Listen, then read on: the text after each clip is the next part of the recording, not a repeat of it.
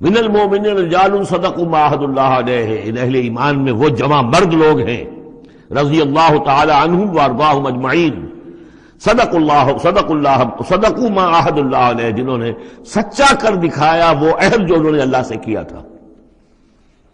انہوں نے کہا تھا ہم اپنی جان اور مال حاضر ہیں، ہم جنت کے عوض یہ سب کچھ دینے کو تیار ہیں، انہوں نے وہ عہد پورا کر دیا۔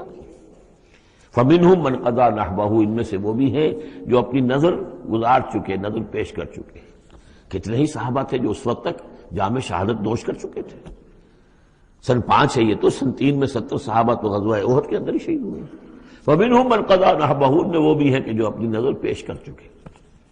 وَمِنْهُمْ مَنْ يَنْتَظِرُ، اور باقی جو ہے وہ منتظر ہے کہ کب وقت آئے۔ یہ تو ہم انتظار میں ہیں کہ کب اللہ تعالیٰ ہمیں بھی شہادت کا درجہ دے، ہماری بھی شہادت قبول فرما لے۔